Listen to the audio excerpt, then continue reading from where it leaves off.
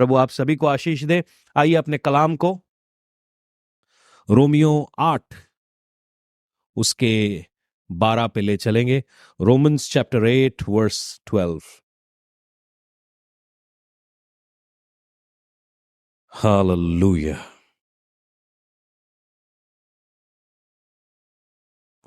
Jesus. अगर आपने निकाल लिया है तो आमीन कहिए। Praise God. 23 मार्च को शहीदी दिवस के रूप में मनाया जाता है और आज के दिन भारत के 3 फ्रीडम फाइटर्स, शहीद भगत सिंह, शहीद राजगुरु और तीसरा सुखदेव का बरतानिया सरकार ने उन्हें फांसी दे दी थी और इसको हम शहीदी दिवस के रूप में मनाते हैं। और मजेदार बात है 24 मार्च को आज हम पाम संडे मना रहे हैं। तो शहीदी दिवस के अंदर इन तीनों क्रांतिकारियों को, जिन्होंने संसद के ऊपर एक झूठा एक धमाका किया था और फिर पर्चियां बांटी थी, उस पर्चियों के एवज में इनके ऊपर टेररिज्म का एक्ट लगाया जाता। ये 3 बड़े जवान लोग थे और इनको बंद कर दिया जाता है जेल में और बाकी की कहानी आपको मालूम है। और 24 मार्च आज पाम संडे है। आप सभी को पाम संडे की बहुत बहुत मुबारक। मगर इस पाम संडे की एक और कहानी है क्योंकि प्रभु यीशु 2 गधियों के ऊपर बैठकर, 2 गधी के बच्चों के ऊपर बैठकर यरूशलेम में आ रहे थे और लोग उनके सामने जैतून के पत्ते बिछा रहे थे, अपने कोट्स बिछा रहे थे, क्योंकि उनको लग रहा था एक क्रांतिकारी आ रहा है कि वो उनको रोमी साम्राज्य से बचा लेगा, क्योंकि ये साम्राज्य इनके ऊपर टैक्स लगा रहा था। सुनिएगा, जब मैं अपनी स्कूलिंग खत्म करके दिल्ली यूनिवर्सिटी में गया तो वहां पे मेरा जो कॉलेज था वो शहीद भगत सिंह कॉलेज था और मेरी मुलाकात शहीद भगत सिंह के साथ उस कॉलेज में हुई। मैंने सुना था उनके बारे में, मैं जानता भी था।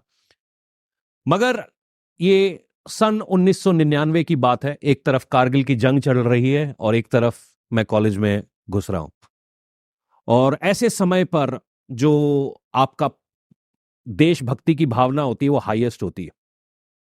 तो अपनी कॉलेज की लाइब्रेरी में एक 19 साल का लड़का एक करीबन 23 साल के भगत सिंह से मिलता है और जब मैं इनकी जो लिखी हुई बातें पढ़ रहा था तो बड़ी मजेदार एक सोच मेरे दिमाग में आई, क्योंकि जब आप इतने पीछे जाकर एक जवान लड़के, क्योंकि मैं 19 साल का था तो मैं रिलेट कर सकता हूं कि मैं क्या सोचता हूं, मेरे दिमाग में क्या चल रहा है, क्योंकि वो ऑलमोस्ट मेरी एज का है।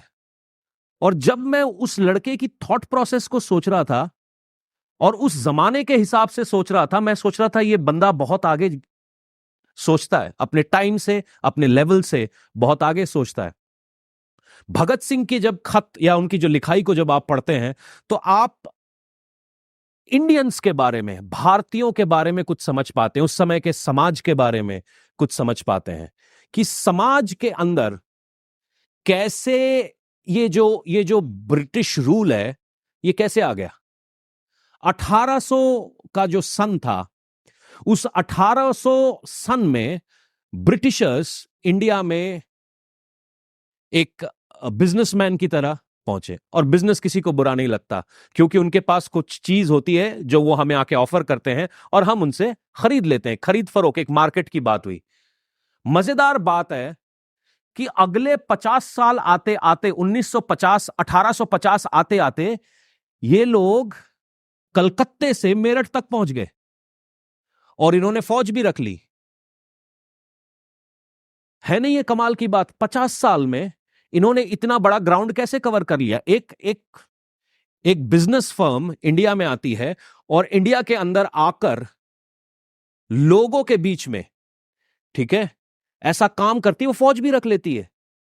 उनके पास अपनी एक फौज है और इंडिया के अंदर जो इतने शूरवीर योद्धा, मतलब हमारे, अगर आप हिस्ट्री को पढ़ेंगे तो हमारे तो हिस्ट्री के अंदर बड़े मतलब महाराणा प्रताप हुए, चौहान हुए हैं, और भी बहुत सारे, राणा सांगा हुए, बहुत सारे ऐसे लड़ाई करने वाले लोग हुए हैं जो योद्धाओं के बीच में गिने गए हैं, और इनके बीच में ये लोग रूल करने लगते हैं। मैं काफी रिसर्च करने लगा। मेरे जमाने में गूगल हुआ नहीं करता था, तो मेरे जमाने में किताबें हुआ करती थी, और मैं इन किताबों को टटोलने लगा। मैंने कहा ये कैसे पॉसिबल है, क्योंकि भगत सिंह जिस समाज की बात कर रहा था वो समाज टूटा हुआ था, बिखरा हुआ था। वो समाज कहीं पे दलित थे, कहीं पे जमींदार थे, कहीं पे चमार थे, कहीं पे नाई थे, और कहीं पे ऐसे ऐसे अलग अलग डिविजन्स थे। एक साथ रहते हुए भी वो एक साथ नहीं थे, एक साथ एक जगह के ऊपर रहते हुए भी एक साथ नहीं थे, बिखरे हुए थे। उसी प्रकार से राजे रजवाड़े भी थे। हर किसी को लगता था मैनू की, मेरा थोड़ा सा फायदा हो रहा है, तो इसके चक्कर में मैं इतनी सोच नहीं रख सकता। मेरा फायदा चल रहा है, मेरा काम चल रहा है, चलने दो। हो सकता है मेरे डिसीजन से मेरे पड़ोसी का नुकसान हो जाए, कोई प्रॉब्लम नहीं। जो पंगा उन्होंने 1800 साल में लिया, उसको भुगतना 1900 साल में, 100 साल बाद एक जवान लड़के को भुगतना पड़ गया। और ये भगत सिंह की कहानी हमें इसलिए मालूम है क्योंकि उस समय के जितने अखबार थे उन्होंने शहीद भगत सिंह को कवर किया, बहुत तरीके से कवर किया। मगर कई ऐसे भगत सिंह होंगे जिनका हमें नाम भी नहीं पता होगा, जो इसी रेवोल्यूशन के थॉट या क्रांति के थॉट के साथ पूरे देश में घूमते होंगे। आप सोच रहे हो पास्टर जी आप क्रिश्चियन हो, तो आप बरतानिया सरकार के खिलाफ क्यों बात कर रहे हो? मैं क्रिश्चियन हूं, गधा नहीं हूं। क्रिश्चियंस, बरतानिया सरकार 1800 सदी में इंडिया में पहुंची। थॉमा प्रभु यीशु के मारे जाने के बाद 25 एडी में इंडिया पहुंच चुका था। तो बरतानिया सरकार के आने से 1800 साल पहले प्रभु यीशु मसीह का सुसमाचार इंडिया में आ चुका था। जस्ट उनके नाम कुछ कुछ अंग्रेजी थे। नाम क्रिश्चियन रख लेने से आप क्रिश्चियन बन नहीं जाते। आपके नाम के पीछे मसीह लगने से आप मसीह बन नहीं जाते। बात है आपके काम की। जब आप भगत सिंह को पढ़ने शुरू करते हैं तो आप एक 23 साल के लड़के से, जो 100 साल का बुजुर्ग आदमी है, उससे ज्यादा अकल पाते हैं। और क्यों पाते हैं? क्योंकि एजुकेशन तो बरतानिया सरकार से मिल रही थी उनको। कैसे ये आदमी इतना अलग सोच लेता है?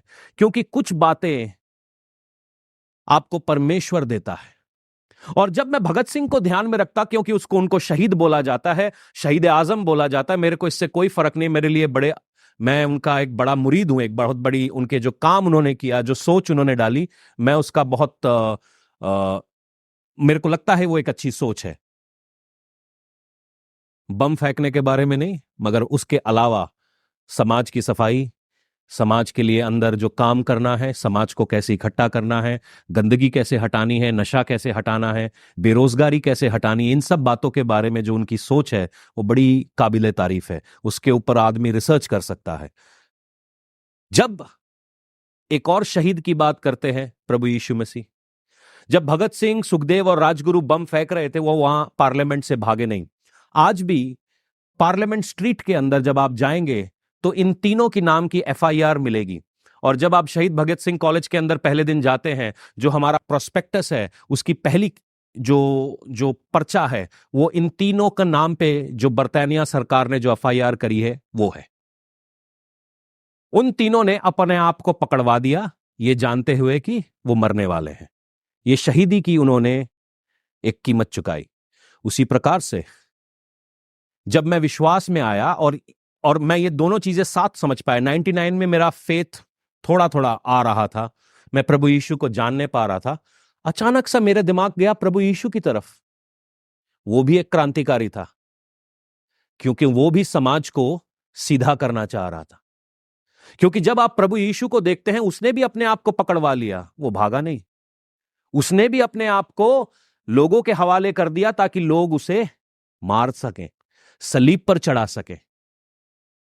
मगर एक फर्क है दोनों के बीच में। शहीद भगत सिंह के, मैं नहीं जानता, क्योंकि ऐसा बताया जाता है कि उनका संस्कार कहाँ किया गया, उनको कहाँ, लोग ऐसा बताते हैं कुछ लोग कि उनकी लाश को टुकड़े टुकड़े करके अलग अलग जगहों के ऊपर इन तीनों की लाशें जलाई गई। सिमिलरली प्रभु यीशु की लाश को एक अमीरों की कब्र में रखा गया। शेर ऐसा कहता है कि शहीदों की कब्रगाह पर हर साल मेले लगते हैं, मगर वचन ऐसा कहता है कि प्रभु यीशु की शहादत के जरिए उद्धार हर रोज मिलता है। दोनों की शहादतें हैं, दोनों ही अच्छे हैं, मगर एक की शहादत हमें अनंत जीवन देती है, और वो है प्रभु यीशु मसीह। गुलामी की बात मैं करना चाहता हूं कि कैसे राजे, जिनको मतलब इनके खून में इनको सिखाया जाता है कि आपने जी भाई राज करना है, कैसे ये राजे महाराजे इन गोरों के गुलाम हो गए। शायद इसके बाद मेरे यूके का वीजा ना मिले, मगर सच तो मैं फिर भी बोलूंगा। कैसे ये गुलाम हो गए।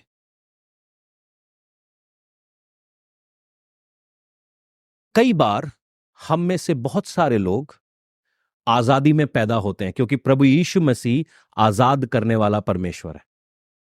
और मेरा सवाल, कुछ दिनों कोई मेरी सिस्टर इन लॉ से एक गोरा मिला थोड़े दिन पहले, और वो यूं कहता है कि मुझे नहीं मालूम लोग हमसे इतनी नफरत क्यों करते हैं। तो हम आज ही बोल रहे थे, मतलब साहब थोड़ी हिस्ट्री की किताबें पढ़ लीजिए, आपको पता चल जाएगा लोग आपसे इतनी नफरत क्यों करते हैं। थोड़ा आइए कभी इंडिया के अंदर, हम दिखाते हैं कि लोग आपसे नफरत क्यों करते हैं। इनफैक्ट आपसे नहीं, वो हमसे नफरत करने लगे, क्योंकि उनको लगता है हर किसी ने जिसने गोरा नाम रखा हुआ है वो गोरा ही है। मगर उनको यह बता दूं कि जस्ट मसीहत का नाम रख लेने से आप मसीह नहीं बन जाते। सुनिएगा, गोरे आए और उन्होंने सोने की चिड़िया में रहने वाले लोगों को, सबसे पहले तो आए क्योंकि आपके पास कुछ था जो उनको चाहिए था। वो आए और थोड़ा सा लालच दिया, ये लो पाउडर लगाओ, इससे आप गोरे हो जाओगे, ये लो साबुन। ऐसी ऐसी बातों के साथ ये आए। साबुन की टिक्की की फैक्ट्री लगाई गई, कपड़े धोने का साबुन बनाया गया, नहाने का साबुन बनाया गया। मैं क्या 1800 साल से पहले आप नहाते नहीं थे क्या? साबुन के चक्कर में आपने हमारी आजादी बेच दी। एक एक मुंह पे पाउडर लगाने के चक्कर में आपने हमारी आजादी बेच दी। कहीं आज हम में से तो लोग ऐसा नहीं कर रहे। परमेश्वर ने आपको आजाद पैदा किया है, और शैतान ऐसे ही हमारे पास आता है और कहता है कि परमेश्वर के विरोध काम कर। जरूरतें जो हैं, हमारा जो शरीर है, वो हमारे को शैतान का गुलाम बना देता है। जो हमारी जरूरतें हैं, और जब तक आप अपनी जरूरतों के ऊपर काबू नहीं रख पाएंगे, आप शैतान की गुलामी करते चले जाएंगे, करते चले जाएंगे। इसी बात को ध्यान में रखते हुए मैं रोमियो 8 उसका 12 और 13 आप लोगों के लिए पढ़ना चाहता हूं।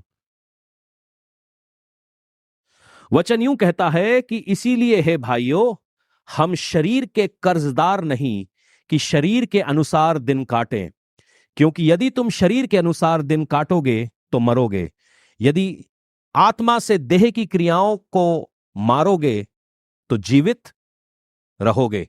यानी कि आत्मा, यानी कि पवित्र आत्मा के जरिए से जब अपने फ्लैशली थॉट्स को मारोगे तो आप जीवित रहोगे।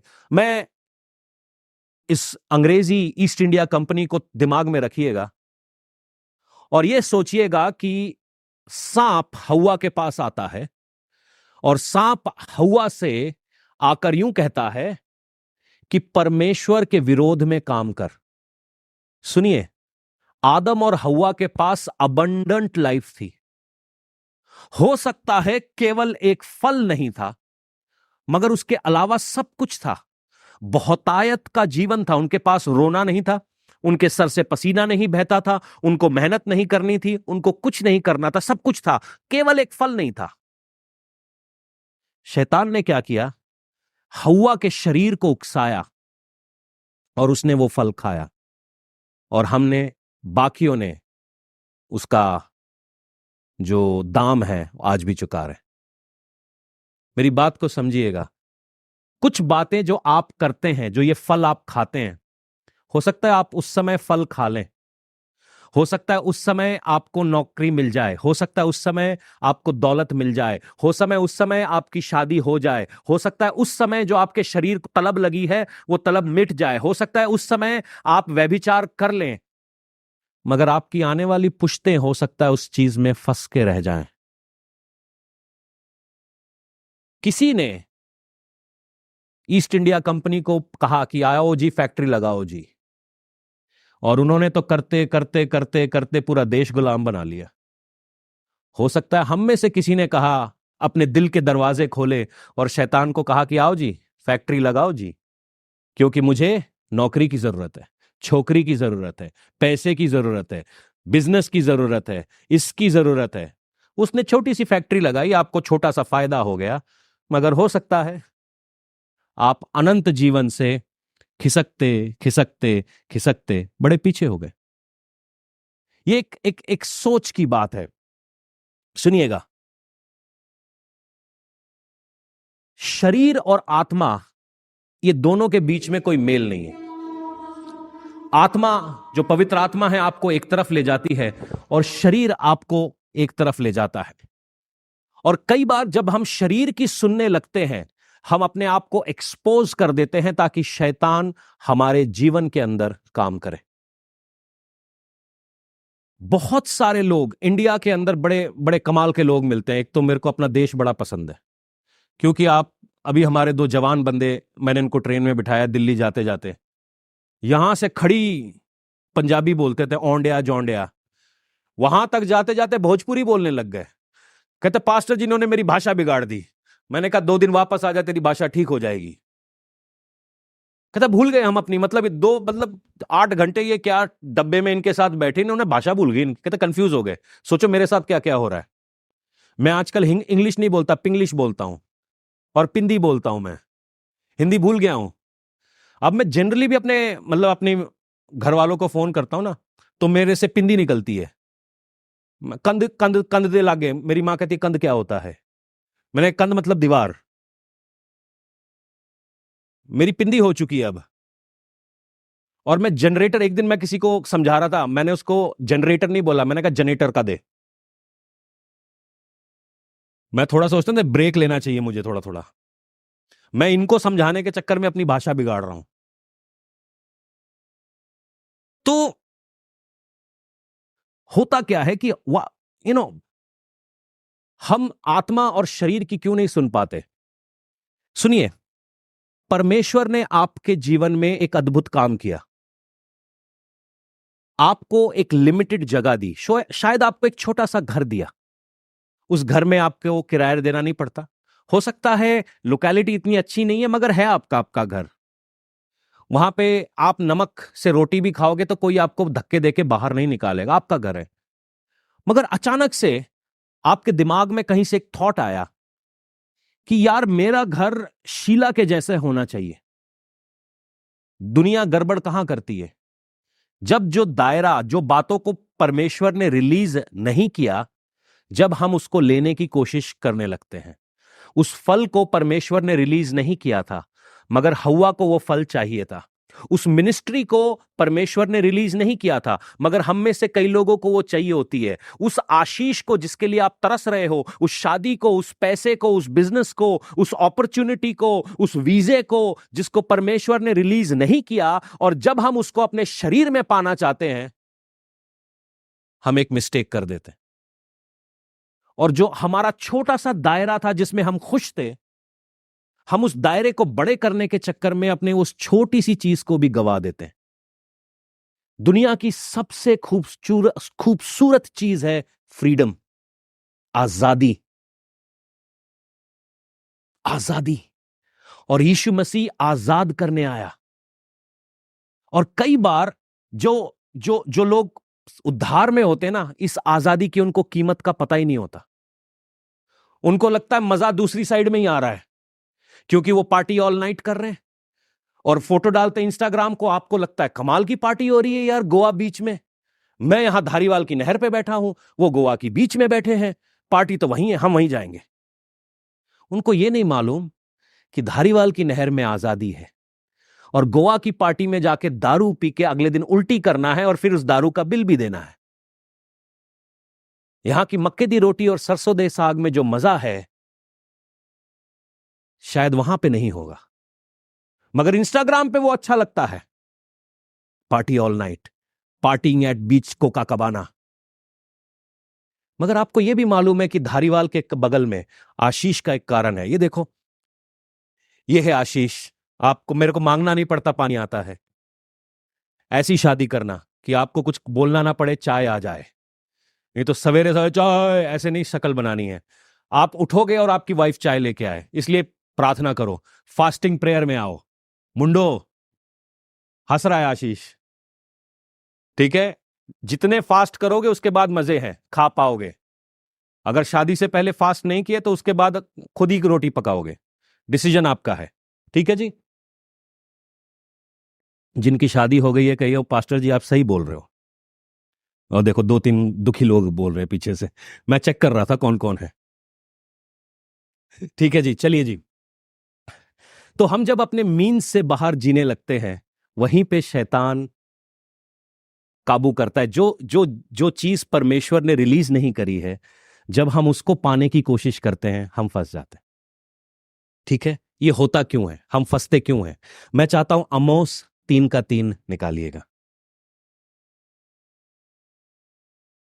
वचन यूं कहता है आमोस 3:3 में, यदि दो मनुष्य परस्पर सहमत ना हो तो क्या वो साथ चल सकेंगे?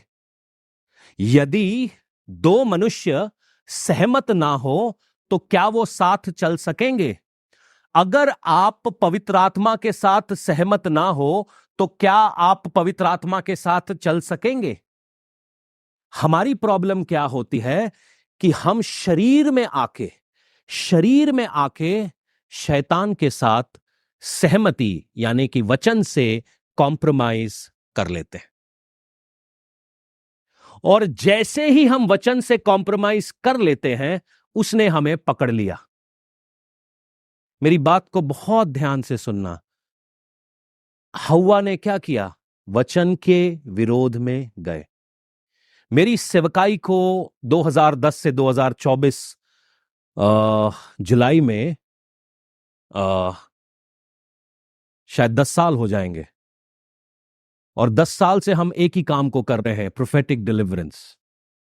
शक्ल से आदमी एकदम आपको परफेक्ट लगेगा, लाइकेबल लगेगा। जब आप उसकी शक्ल को देखोगे, वो वचन भी खोल के दिखा देगा, फटाफट से बोल भी देगा, हालेलुया, प्रेज द लॉर्ड, गाएगा भी, उछलेगा भी, कूदेगा भी। मगर ये शक्ल की बात है। मगर मैं बोल रहा हूं, यहां क्या है? शैतान आपको आपकी शक्ल से नहीं पकड़ता, वो आपको यहां से पकड़ता। जब तक दो आदमी आपस में अग्री ना करें, वो साथ में नहीं चल सकते। जब तक आप पवित्र आत्मा के साथ अग्री ना करो कि आप उसके साथ चलोगे, आप उसके साथ नहीं चल सकते। जब तक आप नशे की लत के साथ अग्री ना करो, नशे का लत आपके साथ नहीं चल सकता। जब तक आप पोर्नोग्राफी के साथ अग्री ना करो, वो आपके साथ नहीं चल सकता। जब तक आप व्यभिचार के साथ अग्री ना करो, वो आपके साथ नहीं चल सकता। जब तक दो आदमी अग्री ना करें। जैसे ही आप शैतान के साथ अग्रीमेंट में आते हो, आपकी जिंदगियां बदलने लगती हैं, हौले हौले हौले हौले हौले हौले। और ये पीढ़ी पीढ़ी तक होता है। आप सोचोगे खाली मैंने किया, परमेश्वर मुझे सजा दे दे। वो ब्लड लाइन का मुरीद है, वो खून पीने का मुरीद है। आपको वचन से समझा सकता हूं कि परमेश्वर क्या कहता है, सांप तू मिट्टी खाएगा। आदमी किससे बना है?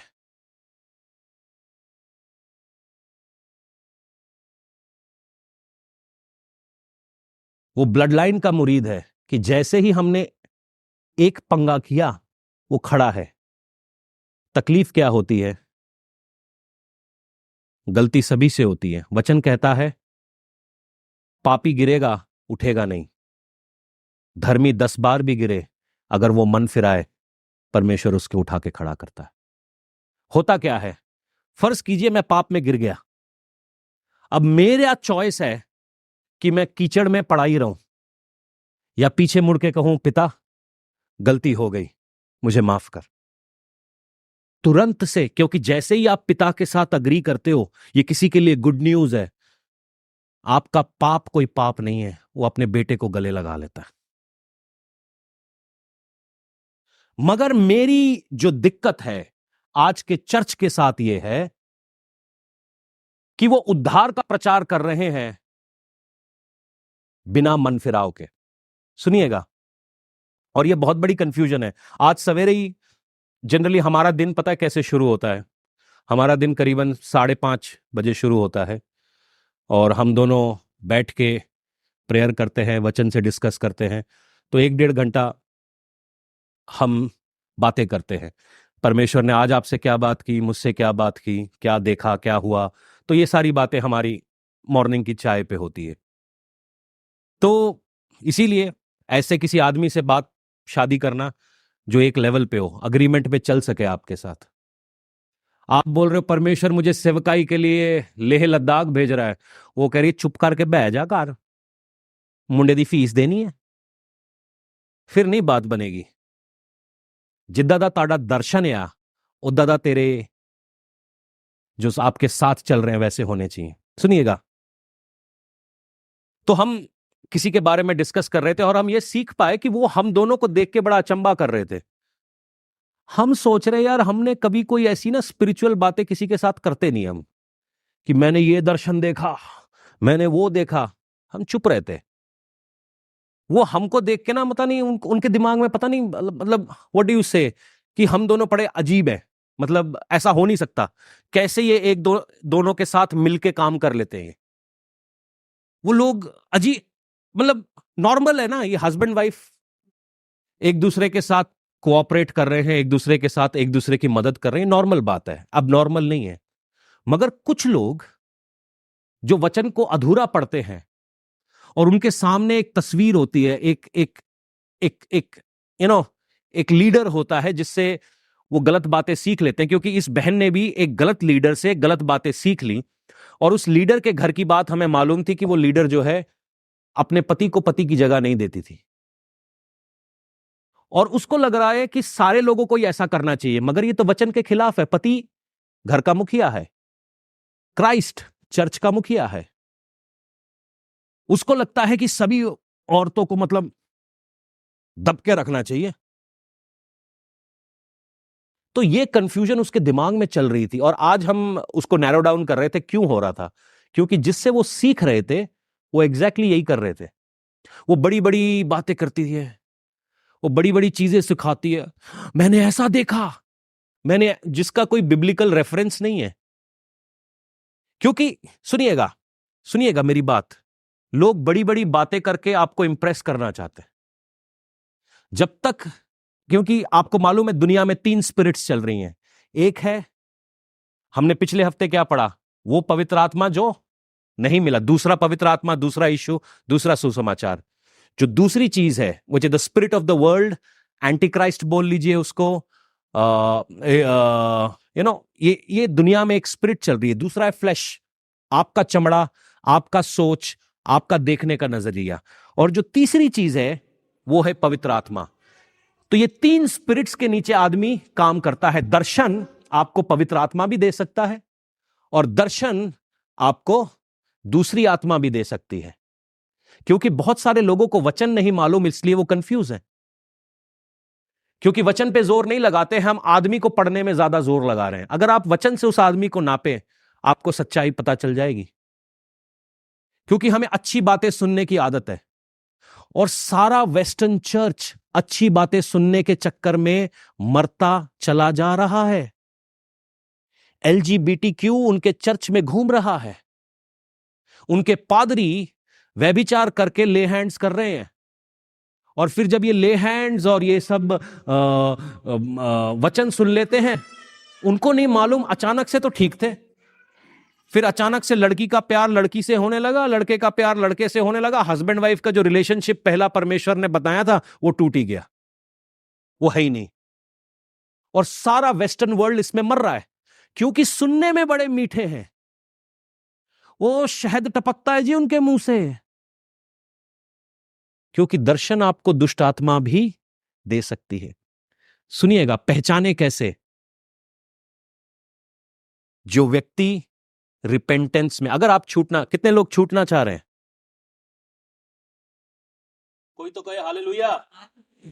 ओके, जो छूटना चाह रहे हैं, खाली उनके लिए। जो छूट चुके हैं आप अपना अपना देख लो।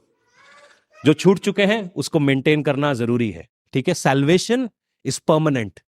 सुनिएगा, बाइबल में जो सैल्वेशन है वो फ्री है और वो परमानेंट है, उसको आपसे कोई छीन नहीं सकता। उद्धार, सैल्वेशन का मतलब उद्धार है। जब तक आप शैतान के हाथ में जाके ना दे दीजिए मैं नरक जाना चाहता हूं, तब तक आप नरक नहीं जाएंगे। मगर अभिषेक, डिलीवरेंस, आजादी, बीमारियों से छुटकारा, ये आपको मेंटेन करना पड़ेगा। सुनिए, आपको वचन मालूम है, मगर हर रोज जाके आप मैकडॉनल्ड का बर्गर खा रहे हैं, कोलेस्ट्रॉल बनेगा कि नहीं बनेगा? लिवर पे कैंसर बनेगा? फिर हम जब ये सब खा लेंगे गंदमंद, हम परमेश्वर के पास जाएंगे कि मुझे चंगा कर। पहले ही जगह पे आपके पास दिमाग था, क्यों आपने उल्टा सीधा खाया? क्यों आपने दारू पी? क्यों आपने तंबाकू खाया? क्यों आपने नशा किया? वहीं रुक जाते। परमेश्वर ने आपको चंगा शरीर दिया था, आपने क्यों पुट्ठे काम किए? है कि नहीं? ठीक है, सुनिएगा, जो स्पिरिट ऑफ द वर्ल्ड है वो एक डिफरेंट एनालॉजी या एक डिफरेंट तस्वीर हम सभी के शरीर में देता है। वो यूं कहता है कि तुझे मन फिराव में चलने की आवश्यकता नहीं है। जितने रिवाइवल हुए, हम लोग आपस में रिवाइवल डिस्कस करते रहते हैं। रिवाइवल हमें पता कैसे चलता है जेन्युइन है कि नॉट जेन्युइन है? उस रिवाइवल से निकली हुई मिनिस्ट्रीज कितनी आज भी चल रही हैं। कौन कैसा काम कर रहा है, दिखावटी नहीं। कौन किसका काम बहुत बड़ा है वो नहीं। आज ही हम किसी एक परमेश्वर के जन को सुन रहे थे कि वो एक ऐसे चर्च में जाता था जहां 25,000 आदमी आते थे, मगर अचानक से उसको मालूम चला कि ये चर्च सही नहीं है, क्योंकि ये मुझे खिला नहीं पा रहा। वो 25,000 का चर्च छोड़ के एक 200 आदमियों के चर्च में चला गया, क्योंकि वहां पे उसकी भूख सेटिस्फाई हो रही थी। हमें रिवाइवल्स का कैसे पता चल जाता है कि वो अच्छा है? अजूजा स्ट्रीट रिवाइवल 1800 में हुआ, जिसमें से इंडियन पेंटिकॉस्टल मिशन निकला, और फिर वो सेवकाई आज भी चलती जा रही है। ब्रॉन्जविल रिवाइवल ये 1994 में हुआ, और वहां से बड़े सारे अच्छे अच्छे लोग निकले। जो रिवाइवल इंडिया में पंडिता रामाबाई लेकर आई, ये तो मैंने अपनी आंखों से देखा है। मैं 1800वीं सदी में पैदा नहीं हुआ था, मगर जब मैं पुणे में उनके बनाए हुए चर्च में गया, मेरा दिमाग घूम गया कि एक औरत जो ब्राह्मण परिवार से संस्कृत के श्लोक बोलने वाली एक चर्च को बनाती है। और वो चर्च मालूम है कैसे बना है? बर्मा टीक से बना है। आप कभी जाइएगा, जरूर देखिएगा। परमेश्वर ने किया, ये साल एक ट्रिप प्लान करेंगे पुणे। तो बर्मा टीक से बना वो चर्च है। आज की तारीख में मैं आपको बोल सकता हूं मलेशियन फर्नीचर, आपको हैरत बिल्कुल नहीं होगी, क्योंकि 2 मिनट में मलेशिया से यहां तक आ सकते हैं। मैं 1800 साल की बात कर रहा हूं कि बर्मा से टीक मंगाया गया, जिससे उन्होंने अपना चर्च बनाया, और वो चर्च 200 साल पुराना है, आज भी खड़ा है। एक औरत ने, उसने बाकी जो टीक से बचे थे उससे अंधों के लिए कुटिया बनाई, जो आज भी खड़ी है। एक औरत ने। मैंने उनका कोई प्रचार नहीं सुना, उनकी कोई किताबें नहीं पढ़ी, मैं उनके बारे में जो भी जान पाया वो कुछ और लोगों ने लिखा है। मगर उस औरत का काम इतना पावरफुल है कि आज भी मैं उस चर्च में जाएंगे मेरे तो पांव कांपते हैं, मेरे पांव कांपते हैं उस कलीसिया के अंदर। मैं वहां पे रोके आया कि प्रभु ये सेवकाई है, और मेरे साथ 2-4 और थे, वो भी रो रहे थे, क्योंकि कैसे एक औरत बैलगाड़ी में करके छोटी छोटी जगहों पर जाती है और बोलती है सती प्रथा बंद करो, विधवाओं को मत जलाओ, लड़कियों को मत बेचो, मैं लेके जाती हूं। क्योंकि महाराष्ट्र में जैसी लड़की पैदा होती थी उसके ऊपर खाट रख के सो जाते थे और वो मर जाती थी। वो कहती है लड़कियों को मारना नहीं, मैं लेके जा रही हूं। और जब मैंने ये काम को अपनी आंखों से देखा, तब मेरे को वो मालूम चला वो अभिषेक कैसे फ्लो करता है। आजकल बड़े बड़े लोग बड़ी बड़ी बातें करते हैं, मगर उनका फ्रूट है नहीं, उनके घर में उनका फ्रूट नहीं है। फिर उनसे पूछो कि तुमने आसमान फाड़ देंगे जी, आसमान फाड़ देंगे जी, परमेश्वर आ गया, इत्थे ही है, इत्थे कित्थे है, ताड़ी जिंदगी में क्यों नहीं दिख रहा, आपके घर में क्यों नहीं दिख रहा? ओ जी हानू सारी बाइबल मालूम है, 4 बार मैं पढ़ चुका हूं उत्पत्ति से प्रकाशित वाक्य, ताड़े घर में वो फ्रूट क्यों नहीं दिख रहा? क्योंकि जब पवित्र आत्मा तुम पर आएगा, तुम गवाह बनोगे। क्या बनोगे? और कहां बनोगे? पहले यरूशलेम में, तुम्हारे अपने घर में, जूडिया में, अपने बगल में, फिर दुनिया के कोने कोने में, समरिया में, और फिर दुनिया के कोने कोने में। अगर आप सही में स्पिरिचुअल हैं तो वो फल कहां है? क्यों? क्योंकि हम वो दूसरी स्पिरिट की सुन रहे हैं, हम वो दूसरी स्पिरिट से चल रहे हैं। रिपेंटेंस आया नहीं है, रिपेंटेंस की हम बात ही नहीं करते, सोचते ही नहीं है। मैं आज आपको बताता हूं, जो एक परमेश्वर का टूटा हुआ बंदा, जब भी परमेश्वर में आप बढ़ेंगे ना, परमेश्वर आपको तोड़ेगा। आपको मालूम है? तोड़ेगा, लिटरली तोड़ेगा, तोड़ना। क्योंकि जब तक आप टूटोगे नहीं, आप मल्टीप्लाई नहीं होगे। उसने रोटी ली, धन्यवाद करके तोड़ा, और 5,000 को। ये आपका जो टूटना है, ये परमेश्वर की तरफ से एक साइन है कि वो आपको मल्टीप्लाई कर रहा है। मगर कई सारे लोग टूटते नहीं है, उनकी अकड़ बरकरार है। गड़बड़ है भाई, दूसरी स्पिरिट में चल रहे हैं। फिर उनकी बातें सुनो, जो उनका चलना है और उनकी बातें, दोनों में मेल नहीं है, कतई मेल नहीं है। सुनिएगा, परमेश्वर काम कैसे करता है, कैसे आप लोग जानना चाहते हैं? जानना चाहते हैं? पक्का? आप ये भी टेस्ट करना, क्या ये मेरी लाइफ में हो रहा है, आपकी लाइफ में हो रहा है कि नहीं। एजिकियल 11 खोलो, एजिकियल 11 उसका 19 से लेके 20। मैं उनका हृदय एक कर दूंगा और उनके भीतर नई आत्मा उत्पन्न करूंगा, उनकी देह में से पत्थर का सा हृदय निकालकर उन्हें मांस का हृदय दूंगा। ये यहां पे अनॉइंटिंग, चंगाई, छुटकारा कुछ बात नहीं हो रही है। यहां सीधी बात हो रही है, बंदे तेरा दिल किधर है? जहां तेरा दिल है वहीं तेरा माल भी है, वहीं तेरा ध्यान भी है, वहीं तेरा सब कुछ है। तेरा दिल किधर है? मेरा दिल लाडो की तरफ है जी पास्टर जी, लाडो। रुक जा बंदया, जिस दिन वो तेरा दिल तोड़ेगी। 20वीं आयत यूं कहती है, जिससे वे मेरी विधियों पर नित्य चला करेंगे, मेरे नियमों को मानेंगे, वो मेरी प्रजा ठहरेंगे और मैं उनका। मगर परमेश्वर ठहरने से पहले वो आपको क्या देगा?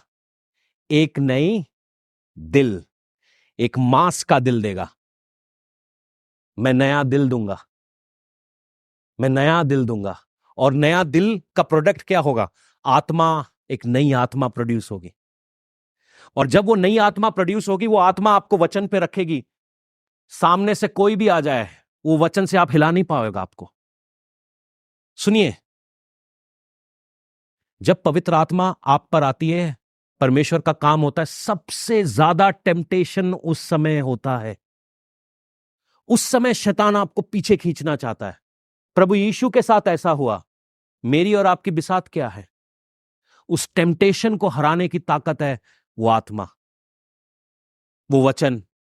बोले जाओ, बोले जाओ, वचन इस्तेमाल किए जाओ, चले जाओ। सुनना आगे कलाम क्या कहता है, कि तब मैं उनका परमेश्वर हूंगा। कब? जब मैं उनको अपनी आत्मा दे दूंगा, एक नया दिल दे दूंगा, वो मेरी विधियों पे, मेरे रस्तों पे, मेरे तरीकों पे वो चलेंगे, तब मैं उनका परमेश्वर हूंगा, तब मैं उनका परमेश्वर हूंगा। इससे फर्क नहीं पड़ता आपको कितनी बाइबल मालूम है, कितने साल से आप चर्च में आ रहे हैं, आपने क्या किया है, क्या आपका फल बना हुआ है। Are you fruitful? कल मैं बोल रहा था, आर यू प्रोफेटिक और पैथेटिक? क्या आप फलवंत हैं? और आपका फल दिखना चाहिए। फल बना हुआ है का मतलब वो फल नाश नहीं होगा, वो बना रहेगा, फल दिखेगा। आप जो भी काम करोगे, अंग्रेजी में एक शब्द, एक फ्रेज है, action speaks louder than words. Words आपके कह रहे हैं हालेलुया, होसैना, मैं तो यस्सु से भी पवित्र हूं, कम मेरे पुट्ठे हैं पर यस्सु से पवित्र हूं। या action speaks louder than words. क्या आपके एक्शंस रूहें बचा रही हैं? क्या आपके एक्शंस लोगों को आपकी तरफ अट्रैक्ट कर रहे हैं? सुनिएगा, प्रभु ने जितना प्रचार मंदिर में नहीं किया उतना प्रचार मार्केट में किया। जितने चमत्कार उन्होंने मंदिर में, बहुत कम चमत्कार हुए मंदिर में। जब भी वो जाते थे ना संटी लेके, लोग उनको धक्का देते थे, चलो वापस नहीं आना, हमारा चर्च आधा हो जाएगा। क्योंकि सच चुपता है। उन्होंने सारे मिरेकल्स बाहर किए। मंदिर के जितने अंदर भी उपदेश है वो कड़क है, कड़क है। जितने ज्यादा चमत्कार है वो मार्केट प्लेस के अंदर है। जितने बढ़िया वाले उपदेश हैं वो मार्केट प्लेस के अंदर है। क्यों? क्यों? आज घर जाके ठंडे दिमाग से सोचिएगा। क्योंकि तुम्हारे एक्शंस, तुम्हारे वचन, तुम्हारे बोलने से ज्यादा बोलते हैं। और लोग तुम्हारे बातें नहीं सुन रहे, हालेलुया होजाना नहीं सुन रहे, वो तुम्हारे हाथ की ओर देख रहे, तुम्हारा हाथ क्या करता है। वो तुम्हारे हाथ को देख रहे हैं। तुम्हारी बातें नहीं सुन रहे, वो तुम्हारे को देख रहे हैं। आप जानना चाहते हैं आपकी प्रार्थनाओं में पावर क्यों नहीं? हां, क्योंकि वचन कहता है कि मैं तुझे अधिकार देता हूं, पावर देता हूं। सुनिएगा, मैं चाहता हूं यूहन्ना 15 का 7 निकाल लीजिए और साथ में जोर से पढ़ेंगे ताकि आपकी प्रार्थना में आज से पावर आ जाए। अगर नहीं थी तो आ जाए। आज हम परमेश्वर से कहेंगे कि परमेश्वर मुझे एक नया दिल दे, एक नई आत्मा दे। परमेश्वर मैं तेरी विधियों पे चलना चाहता हूं, तेरी बातों पे चलना चाहता हूं। जोर से मैं चाहता हूं सब लोग मेरे साथ पढ़िएगा। मेरे को थोड़ा 15:7 समझ नहीं आ रहा, यूहन्ना 15 के 7 में लिखा क्या है। अगर आपने खोल लिया है तो आमीन कहिए। अब मेरे साथ सारे जोल एक साथ यूनिसन में पढ़िए। यदि तुम किस क्या मुझ में बने रहो और मेरा क्या, और मेरा और मेरा और मेरा तुम में बना रहे, तो क्या होगा? हाँ, क्या क्या क्या क्या क्या क्या क्या जो चाहे है, मतलब ब्लैंक चेक है। मगर ब्लैंक चेक से पहले एक कंडीशन भी है, मैं तुम में और मेरा वचन तुम में। और मेरे ये जो यीशु तुम में कब बनेगा? जब ये पत्थर का दिल हटेगा और नई आत्मा आएगी और परमेश्वर की विधियों पे तुम चलोगे। तुम्हें परमेश्वर चर्च आना मुश्किल नहीं लगेगा, तुम्हें फास्टिंग करना मुश्किल नहीं लगेगा, तुम्हें परमेश्वर की हुजूरी में आना मुश्किल नहीं लगेगा। तुम जो मांगो, ओ पाजी जो मांगो। ऐसा रब मैंने वेख्या ही नहीं पूरे जहां च, दर दर घूमिया, मैंने ऐदा दा रब वेख्या ही नहीं। वो कहता जो मांगो मैं तेनू देंदा आ। किद्दां दी गल आ? उद्धार मांगो मिलेगा, छुटकारा मांगो मिलेगा, बरकत मांगो मिलेगी, रूहें मांगो मिलेगी, पैसा मांगो मिलेगा, जो मांगो। अरे तुम्हारी अगर समझ में आती ना, अभी तक आधा चर्च तोड़ देते तुम। पास्टर जी आपा मांग रहे हैं मेरा दादा चिंदा मसीह, वो भी मंगंडिया ही, ओनू मिलिया नहीं। पापा मेरा चिंदा मसीह, वो भी मंगंडिया ही, उन्होंने नहीं मिलिया। मैं आज कह दिया, परमेश्वर से मांगो कि पहले मेरा दिल नया कर। ये जो कराड़ा हो चुका है ना, पंजाब दे मुंडे, पंजाब दी कुड़ियां, मैं नहीं बल खानी है, मैं इनकलाब।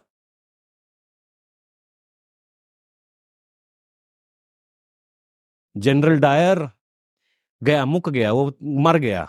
उसका जो होना था न्याय हो गया, नरक नुरक में मिलेगा। हानू जनरल डायर दी नहीं लोड़ है, हानू लोड़ है कि परमेश्वर दी रूह हाडे विच पाई जाए, वो नया दिल पाया जाए।